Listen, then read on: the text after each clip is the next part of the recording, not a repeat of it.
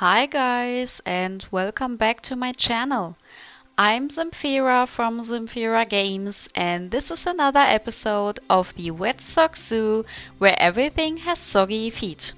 And in this episode I'm going to show you how to build this tropical inspired pygmy hippo habitat, including an indoor area with a underwater viewing and the shelter for the pygmy hippos, holding pens, and also a separation area for the bull in case it needs to be separated from the females. So let's get started and let me show you how to build this highly realistic habitat for these cute little creatures.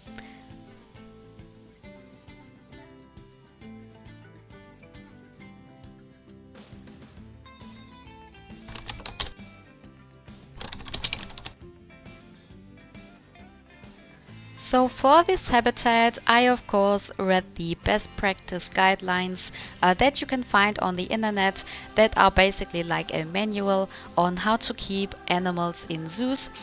And in this paper, I read that pygmy hippos can really well be held in natural water sources, or that a lot of zoos use natural water sources within their zoo to keep the pygmy hippos. So I of course wanted to do this too because it just also fits very well into the theme of the zoo, which is all very natural kept. And so I used, of course, the natural water source that we already have on the map that I'm using. This is a custom built map that I have from the Steam workshop, and I just extended it a little bit. So of course it was not completely the way it was before, but I tried to make it look as natural as possible so that the water from the lake basically that we already had on this map is running into this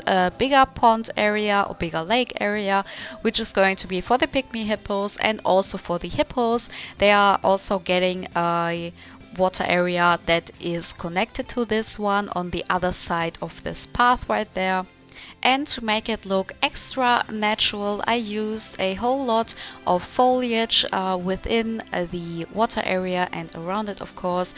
And the pygmy hippos also really love to have a lush and full and green habitat so that they can hide in there. And they also love it when the plants on the side of the water area are also kind of overhanging over the water, so they can have like a little hiding and shading place underneath these plants.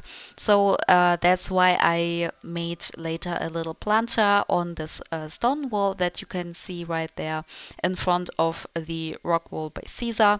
I use these rock walls quite a lot in this area of the zoo, which is basically a separated little area in the zoo where we are keeping the Asian small-clawed otter, the giant otter, the pygmy hippo, and the normal hippo. So you can already see the little theme that we have going on in this little section where we basically have big and small like animals of each species, which I thought was a really cute idea, and to just make a separate little loop basically where the guests can walk around and then basically go back into the main area or onto the main path and then proceed to explore the rest of the zoo. And to make this area like a little extra compared to the rest of the zoo, I use different pathing on the floor so you can really straight away see that you are in a different section. And I used a lot of the rock walls by Caesar to make everything look super complete and as a whole, and just a little bit different from the rest of the zoo, just to make it like look super immersive, and you know just right away you're in a different part and everything that is in here just belongs together. And I also try to use the same plants and rocks and decoration items for each of the habitats that we have in this little section. Pygmy hippos live in the rainforest of West Africa, and it is essential for zoos to kind of recreate as best as they can their natural habitat, which is like really lush, moist, and a lot of foliage as cover and as shading for the animals.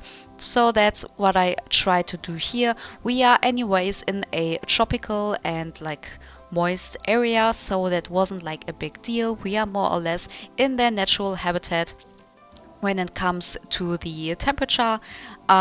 So it was pretty easy to like do everything that the Pygmy Hippos needed. So I provided a really tropical and rainforesty theme within this habitat.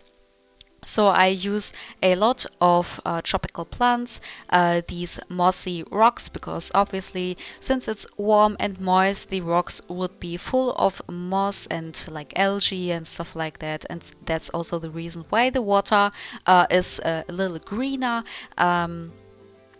And the floor or the ground is also very earthy, and you can see these little wood chips and sand and earth to like represent a tropical rainforest floor. But they also get quite a large area with grasses and stuff like that, because Pygmy hippos spend quite a lot of time of the day on land actually. So it is essential to provide them with a big land area with a lot of foliage for them as a cover, and also a mud wallow so that they can roll around in it, and to use it basically as a sunblock, because they have quite a sensitive skin. And of course they also need a big water area where they can completely submerge themselves into the water. And it is also important to provide a separate area for the hippos in case of like aggression, or when the bull needs to be separated from the cows when they have babies. So that's what I also did, like a very smaller but still very nice area for an animal that needs to be separated, with basically the same things that we have in the big area. So I won't show you how to build it, because it is basically the same as this big area, but you will see it later in the cinematic shots. For the outdoor pool area or water area, it is also important to have multiple entries or exits out of the water in case more than one individual hippo is kept in this habitat, so they can't like block each other's way in and out of the pool. And it does also not need a filtration system like maybe other habitats need. Because they just honestly don't really care if it is filtered or super clean. As I've told you, you could also use a natural water source. A filtration system is only used or needed for the visitors' aesthetic needs. But I think it also looks really pretty if the water source is like natural, and also in this case a little greener. It just adds to this natural vibe. And since we do not have like a real underwater viewing on the outside, I don't see a necessity to also have super clean water. As of course we have cleaner water on the inside, where we also will build a underwater viewing, but for the outside I feel like this is also very pretty. Also, the water should not be too deep, because Pygmy hippos don't really prefer really deep water. It just needs to be about deep enough for them to submerge themselves completely in the water and to walk underwater.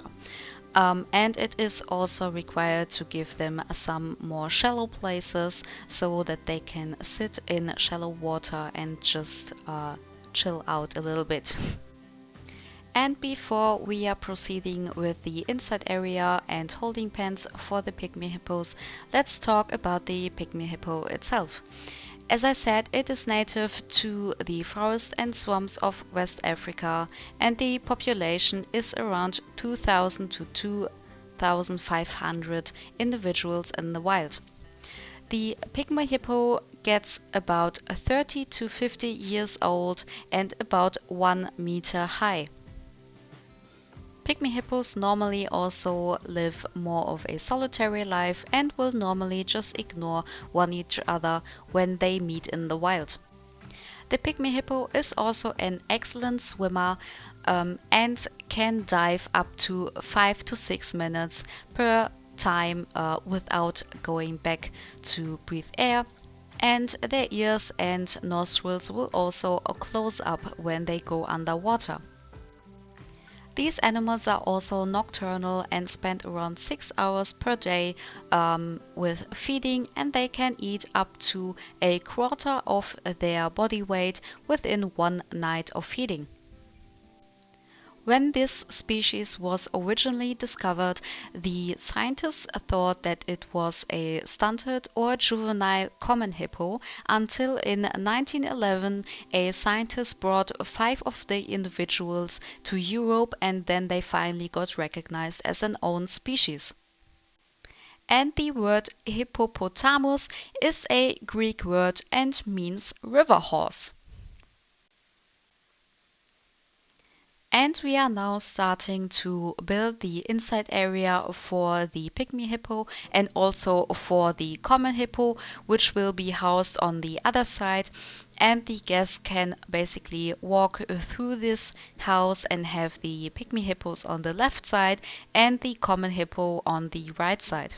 My inspiration for this hippo house was from the hippo house in the Cologne Zoo, which I visited just a couple weeks ago. And they didn't have pygmy hippos, but they had the common hippo with a, of course, outside area and then this inside area where they had like a normal land area and the water with a very amazing and big underwater viewing area.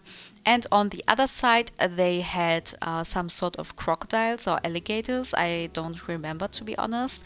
But instead of alligators, we are, of course, here using the pygmy hippos.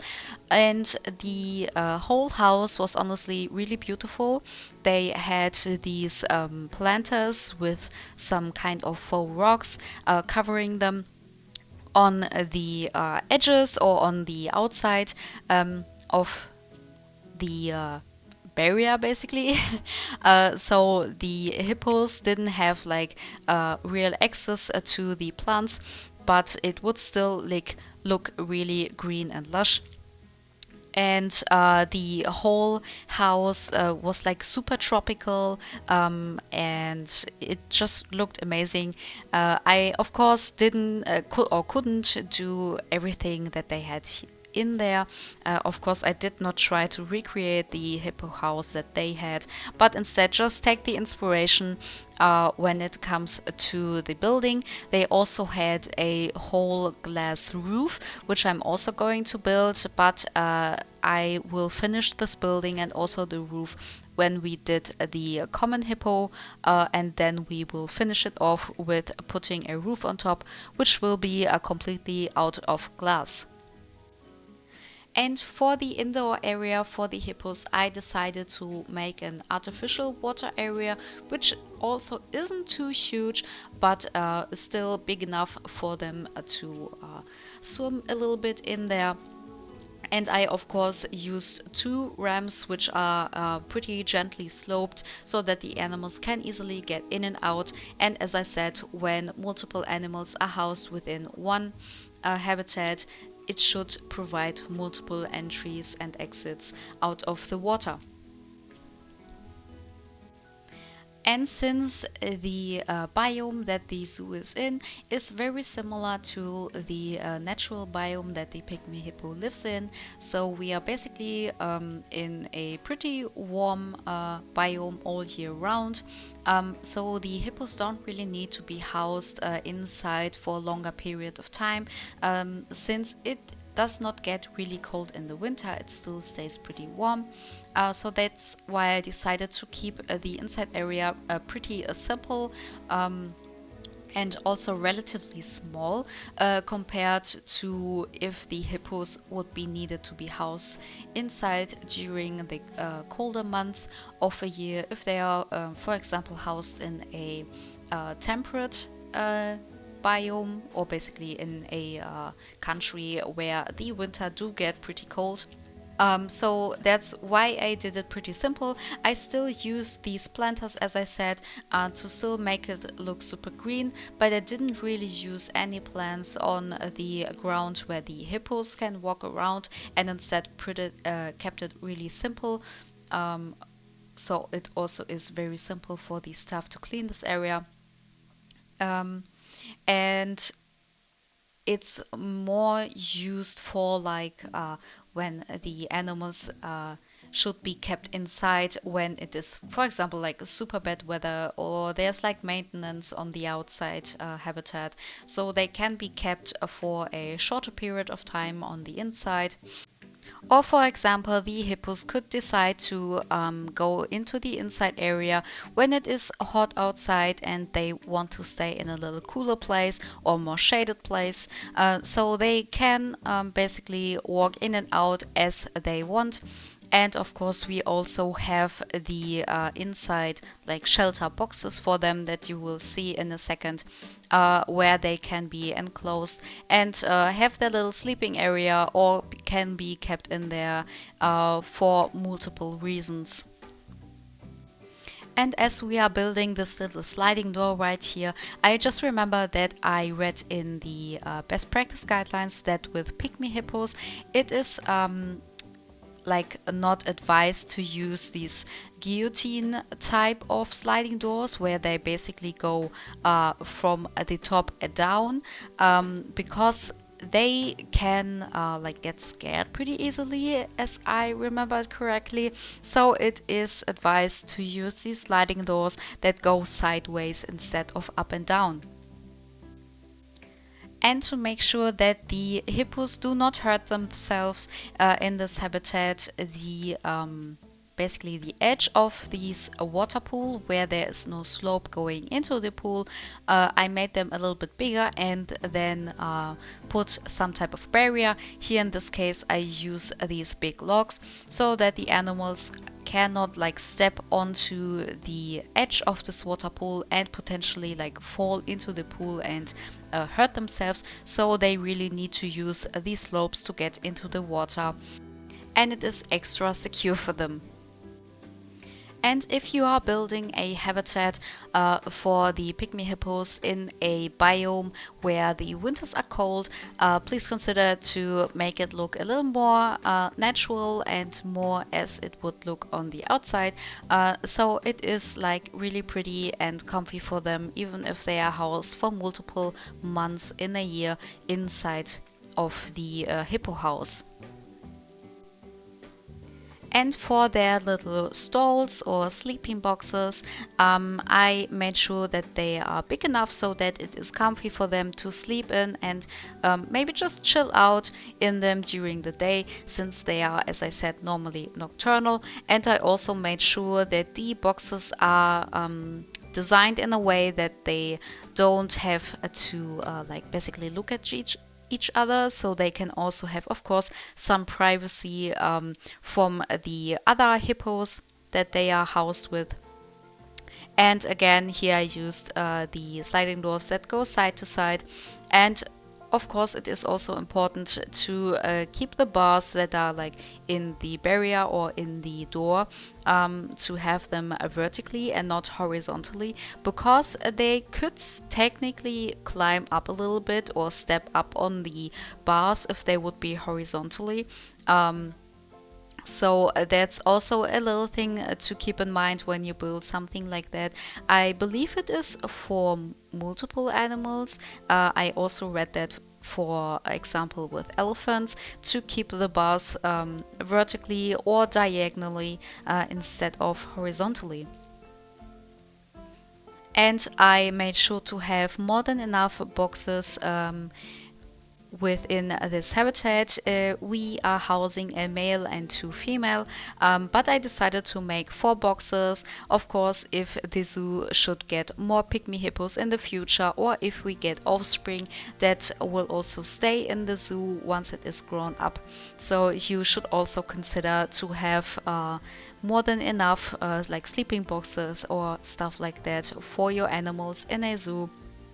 And of course, each of these little sleeping pods also get a little feeder so that the animals can have a little snack in there. I also will do other sliding doors on the other side of the sleeping boxes that basically then go to the outside. So basically the animals, if they are in one of these boxes, they can either be completely enclosed in them, they can be open to the front so that they can go into the indoor area, and then possibly into the outside area if this door is open, and they can also exit their little sleeping pod on the other side so that they can get to the back of the building, basically, where they will each have a little holding pen. I read that with the common hippo that they need these little holding pens in case of maintenance and cleaning and stuff like that. So I also made that for the pygmy hippos.